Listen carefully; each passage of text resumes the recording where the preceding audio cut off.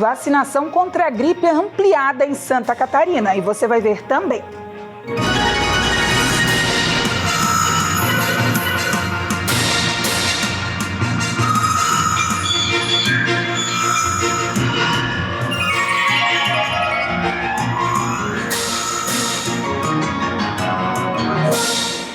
Oi, gente! Hoje, sexta-feira, 26 de abril de 2024, 1h, 16 minutos, temperatura na casa dos 21 graus aqui no sul catarinense. Essa temperatura vai dar uma variadinha no final de semana, podendo ter chuvas nesse sábado, então é bom ficar em alerta. O governo federal fez uma nova proposta para acabar com as greves e evitar novas paralisações no serviço público federal. A sugestão é de aumentar o valor de alguns benefícios. O reajuste está previsto em um termo de compromisso assinado nesta quinta-feira pela ministra da Gestão e Inovação, Esther Dweck. Na lista tem plano de saúde, também auxílio alimentação, além da assistência pré-escolar. Um reajuste de quase 50% em relação a esses benefícios. Então, a partir de agora, esses benefícios ficam da seguinte forma. No caso, então, do auxílio alimentação, passa de R$ 658 para R$ 1.000. Também em relação à assistência pré-escolar, passa de R$ 321 para R$ 484,90 e assistência à saúde suplementar, então, passa de R$ 144 para R$ 215. A ideia, então, do Ministério da Gestão e Inovação é de que a partir, então, do próximo mês de maio, esses benefícios que os servidores já vão receber no próximo mês já fossem reajustados, mas acontece que a folha salarial do próximo mês já está fechada, os contra-cheques, e por conta disso vai ter uma retroatividade a partir do mês de junho. É importante reforçar que essa medida ocorre justamente em um momento de paralisação, de greve de servidores públicos federais de diversos cantos aqui do país, e por isso há um esforço concentrado do governo para tentar chegar no consenso. Exemplo disso são professores de universidades, pelo menos 60 universidades e também institutos federais aqui do país. O governo vem tentando negociar, dividiu então ali em categorias, em grupos nessas categorias, justamente para facilitar esse diálogo, chegarem a um consenso, mas vem encontrando uma dificuldade. No entanto, o presidente Lula nesta semana deu um ultimato e disse que o governo fará aquilo que será possível. Além disso, não será realizado pelo Executivo Nacional. Fato é que a expectativa do governo, uma vez que reajustado pelo menos os benefícios, consegue arrefecer aí os servidores e gerar então uma sensibilidade para que eles possam retornar aos seus trabalhos. De cada 4 lares do Brasil, não há alimentos suficientes no ano passado, isso mesmo. O retrato da insegurança alimentar no país foi divulgado pelo IBGE. A situação é ainda mais grave e foi registrada nas regiões Nordeste e Norte. Os números da Pesquisa Nacional por Mostra de Domicílios divulgados nesta semana pelo IBGE mostram que cerca de 64 milhões de pessoas, em quase 22 milhões de endereços espalhados pelo Brasil, convivem diariamente com algum grau de insegurança alimentar. O número de lares corresponde a 27% do total no país. De acordo com o órgão, o fenômeno não pode ser usado como um sinônimo direto para a fome, mas no grau leve representa a preocupação ou a incerteza quanto ao acesso aos alimentos no futuro. Na forma moderada de insegurança alimentar, há redução quantitativa de comida entre adultos, e nos domicílios com a situação grave, a restrição de quantidade de comida também afeta as crianças. A insegurança leve é mais presente nos lares brasileiros. No último ano, esse grau alcançou 18,2% do total, seguida dos níveis moderados, com 5,3%, e grave, com 4,1%. Apesar da situação afetar quase 3 em cada 10 lares, a proporção perdeu força na comparação mais recente divulgada pelo IBGE. O percentual de domicílios nessa condição era de 36,7% na última pesquisa feita pelo órgão no período de 2017 a 2018. Os intervalos dos anos não foi analisado devido aos efeitos da pandemia da Covid-19. Especialistas associam a redução da insegurança alimentar a fatores como a recuperação do mercado de trabalho e ampliação de programas sociais, atrelado à pequena queda no preço dos alimentos no ano passado. As regiões Norte e Nordeste lideram os maiores índices de insegurança alimentar, com quase 40%, sendo o Pará o estado com a maior proporção de domicílios dentro deste cenário, seguido pelo Amapá e de Sergipe. O destaque positivo vai para os estados do Sul, com mais de 83% dos lares, contando com alimento regular de qualidade e quantidade para a sobrevivência. No Sudeste, esse percentual ficou em 77% e no Centro-Oeste, 75,7%. E o projeto da reforma tributária entregue pelo governo ao Congresso prevê a diminuição na cobrança de impostos dos produtos da cesta básica.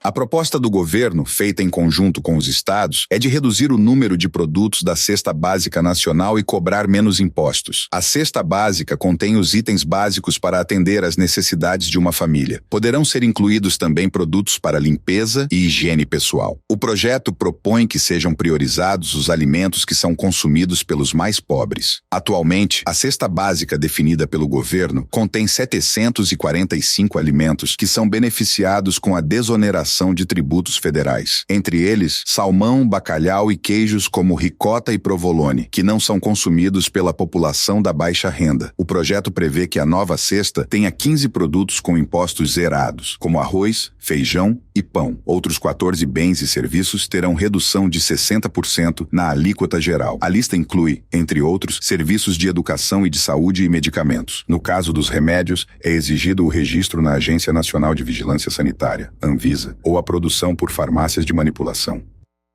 A seguir, poluição pode aumentar os riscos de doenças cardíacas.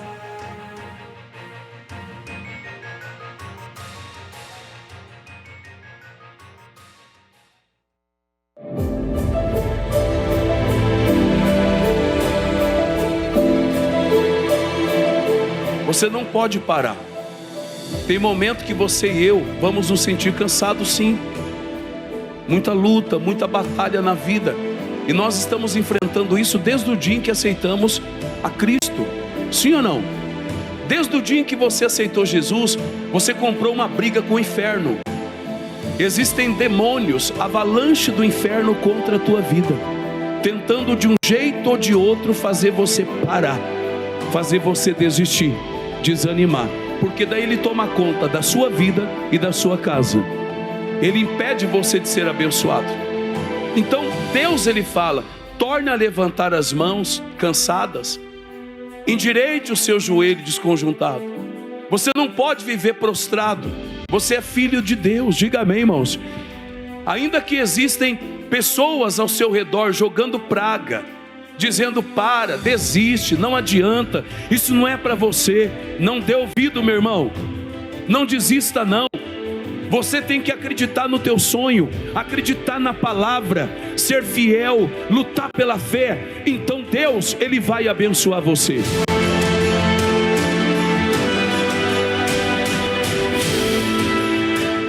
Nós somos União Brasil, um partido compromissado com Santa Catarina e com você. Compromissado com a participação da mulher na política, ocupando cada vez mais espaços. Afinal, somos 53% da população. Compromissado com o combate à violência contra a mulher, trabalhando políticas públicas para o fim desta barbárie. Os 3 governadores mais bem avaliados do país são do União Brasil, o que prova o nosso compromisso com a seriedade e com o trabalho.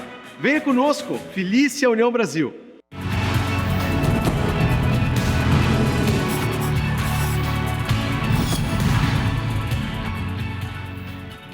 Olá, minha amiga Mulher que Vence, me chamo Ivonete Santos, estou passando por aqui para que juntas possamos meditar na Santa Palavra de Deus, onde hoje está escrito lá no livro de Lucas, capítulo 1, versículo 37, diz assim a Santa Palavra de Deus: porque para Deus nada é impossível. Glórias a Deus por isso. Minha amiga, saiba que o que é impossível para o homem, para Deus não é, porque para Deus tudo é possível. O Senhor trabalha no improvável. O Senhor trabalha aonde o homem não pode colocar a mão. Não importa o problema que você está passando, coloque diante de Deus, porque Ele ouve a tua oração, Ele ouve o teu clamor. E para Ele, minha amada, não há nada impossível. Glórias a Deus. Fica aqui meu abraço em nome de Jesus.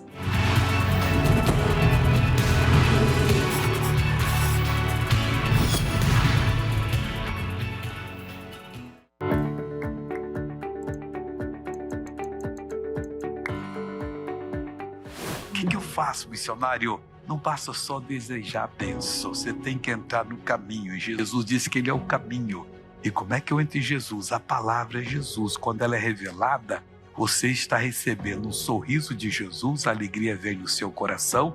Naquela hora é só você pedir, determinar o que quiser, que Deus vai abençoar e vai abençoar mesmo em nome de nosso Senhor e Salvador Jesus Cristo.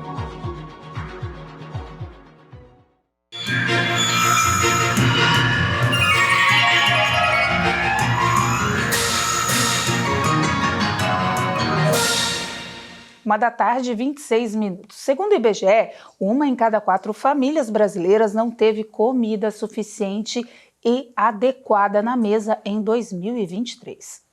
A Pesquisa Nacional por Amostra de Domicílios Contínua, Segurança Alimentar 2023, aponta que a fome esteve presente em 3.200.000 residências brasileiras no ano passado, o que equivale a quase 28% das famílias entrevistadas. No total, cerca de 64 milhões de pessoas viviam nessas residências, sendo 12 milhões em uma situação ainda mais dramática. Outros 8.600.000 beiravam a fome. Apesar dos dados alarmantes, a quantidade de lares com segurança alimentar aumentou nos últimos anos. Na pesquisa anterior, referente ao período entre 2017 e 2018, havia segurança alimentar em pouco mais de 63% dos lares. Agora, o percentual é de cerca de 72%, índice que é o segundo melhor da série, atrás apenas de 2013. Esse é o 5º levantamento que o Instituto Brasileiro de Geografia e Estatística produz.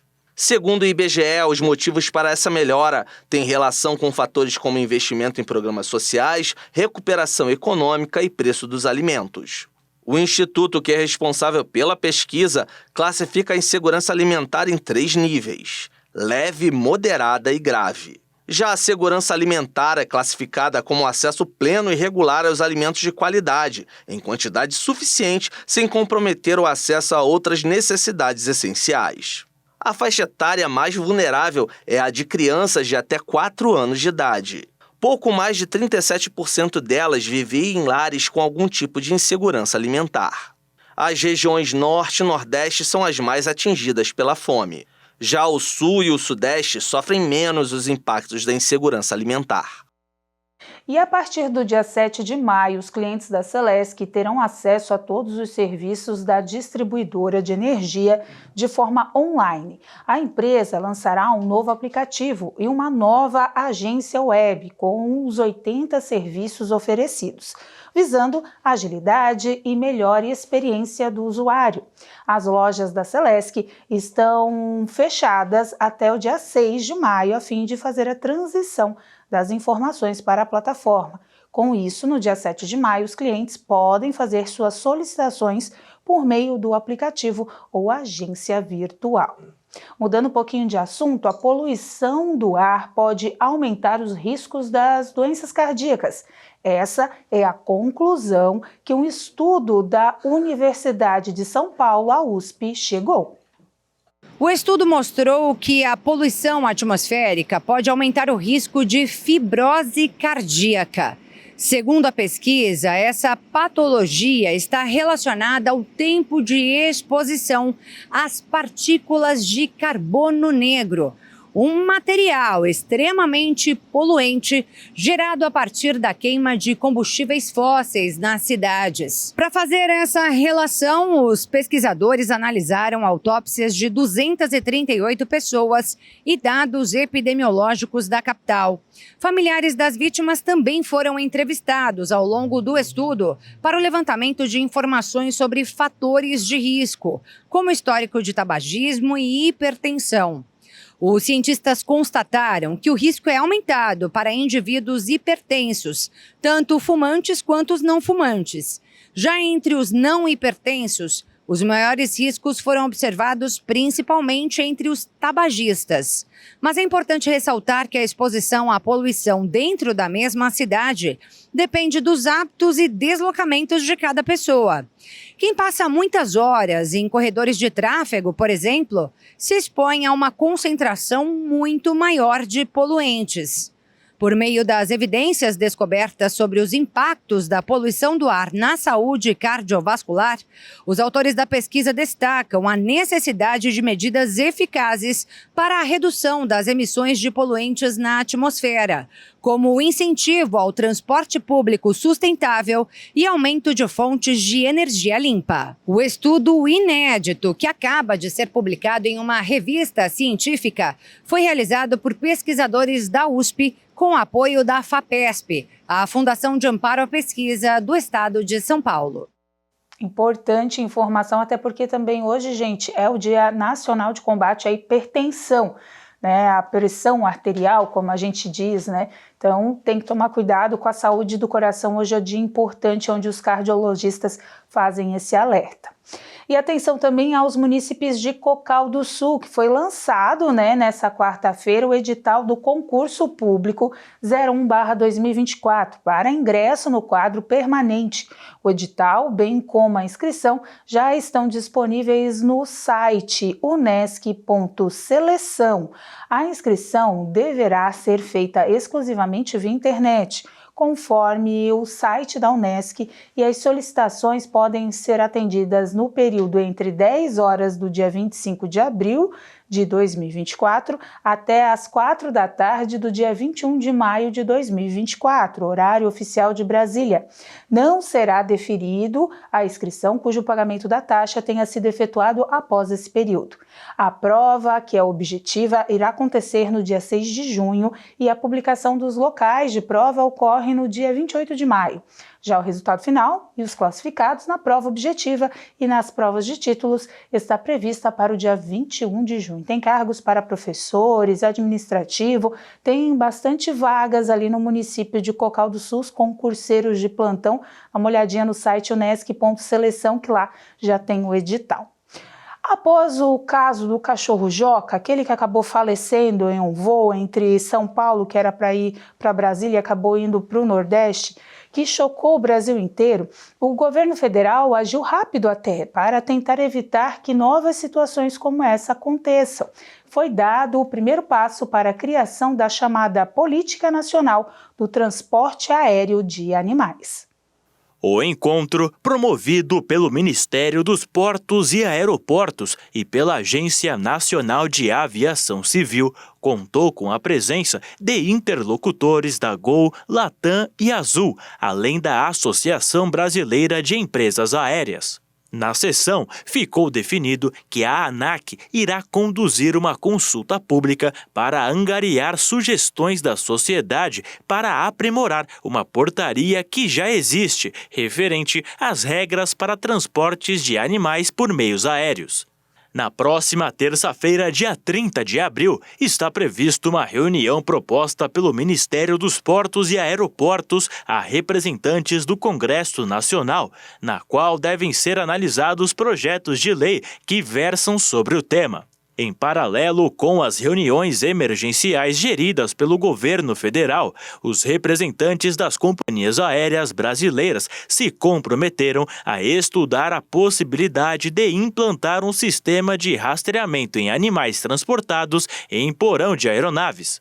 A medida também teria caráter emergencial, enquanto os setores envolvidos debatem como aprimorar a regulamentação sobre o transporte de animais em aviões para a criação da Política Nacional de Transporte Aéreo de Animais. Segundo informações, para agilizar o processo, o governo federal pretende lançar essa nova política de transporte ainda no primeiro semestre de 2024, ou seja, em pouco menos de 2 meses. Gente, para se pensar nessa questão de animais e voos, enfim, mas coitada aí do Joca que acabou falecendo e agora vai virar motivo dessa nova lei. Tomara que tudo dê certo. A seguir, o governo do estado amplia a faixa etária para vacinação contra a gripe.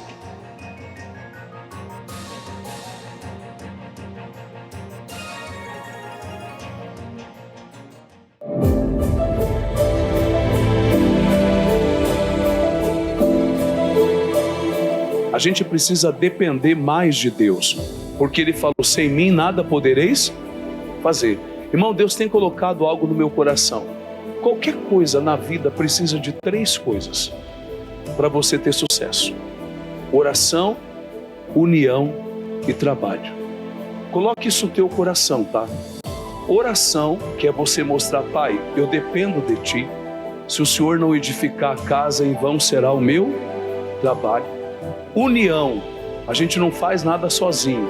Sozinho a gente pode chegar mais rápido, mas juntos nós vamos mais longe. Quem está entendendo? Então, oração, união e trabalho. Você quer vencer? Tem que trabalhar.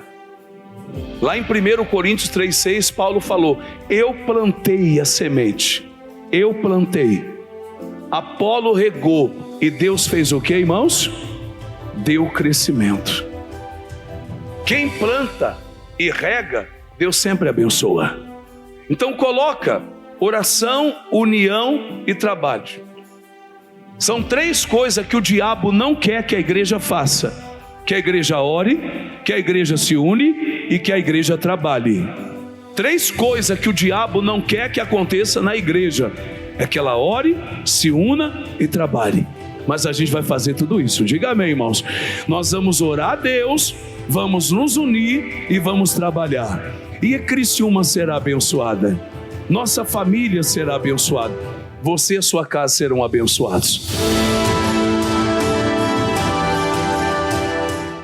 Nós somos União Brasil, um partido compromissado com Santa Catarina e com você. Compromissado com a educação de qualidade, preparando nossos jovens para as novas tecnologias. Compromissado com as nossas famílias, com você que trabalha e empreende. Compromissado com saúde de qualidade e o bem-estar dos catarinenses. Os 3 governadores mais bem avaliados do país são do União Brasil, o que prova o nosso compromisso com a seriedade e com o trabalho. Venha conosco, Felícia União Brasil.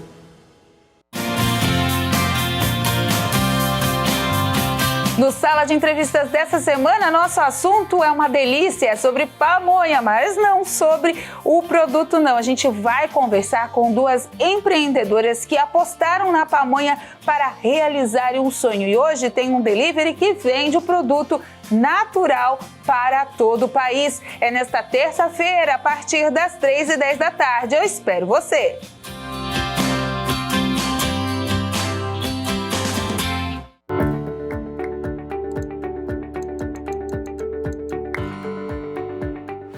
E fez o que era reto aos olhos do Senhor. Porém, olha o porém, não com o coração inteiro. Queridos, a coisa pior que pode acontecer comigo, com você, é se a nossa fé não for coração inteiro. Se nós temos algum pensamento sujo, um dia a gente vai fazer, depois pede perdão, ou não é completo, tem que orar a Deus. Deus, eu não posso viver nesse mundo sem ter o coração inteiro te servindo. O diabo vai te usar.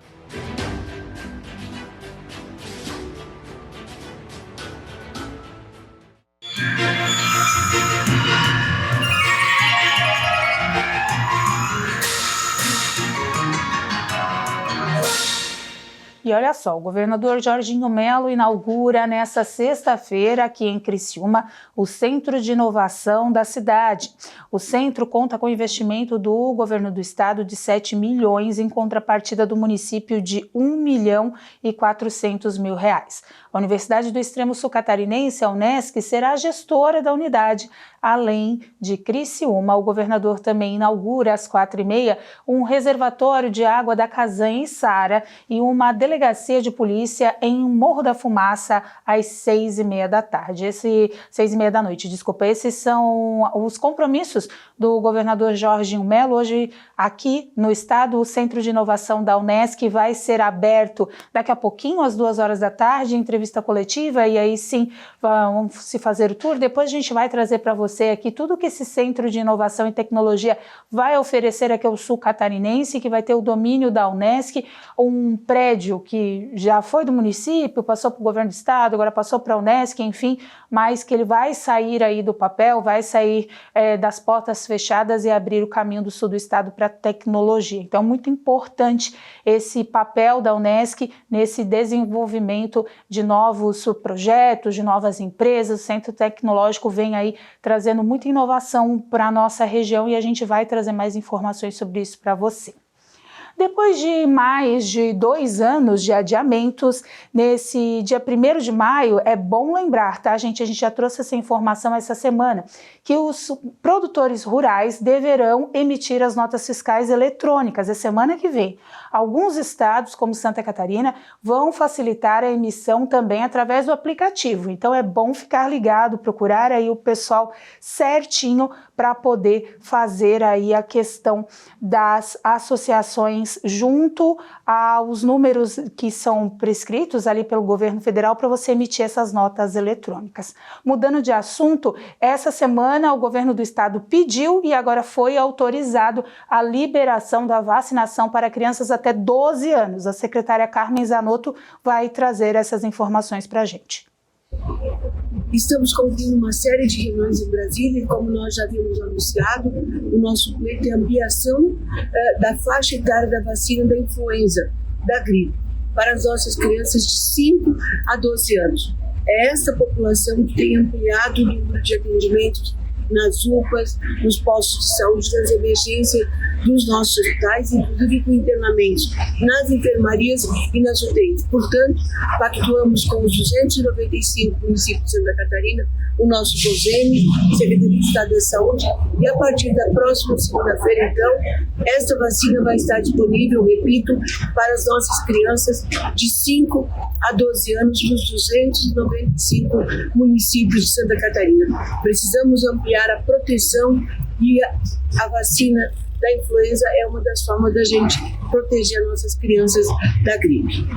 Então, por enquanto, o único estado nacional, né, que vai ter essa liberação será Santa Catarina. Então, portanto, a partir de agora, dentro dos grupos prioritários, estão também as crianças na faixa etária dos 5 anos aos 12, né, os pré-adolescentes. Então, pode-se ir, né, às unidades de saúde para fazer a vacinação desse público também. Lembrando que a campanha regular do governo federal vai até 31 de maio desse ano, com os grupos prioritários sendo vacinados. Depois, sim, o governo estuda a liberação para a população em geral, mas por enquanto, Santa Catarina consegue esse importante passo devido ao número de internações, também, né, da proliferação do vírus. Então, enfim, é bom fazer a vacinação, é bom correr atrás, demora uns pouquinhos, alguns dias, né, para ser imunizado. Na rede particular, gente, a vacina deu um salto muito grande de valor. O ano passado custava em média ali de 50, 60, esse ano já está na média dos R$120, 130.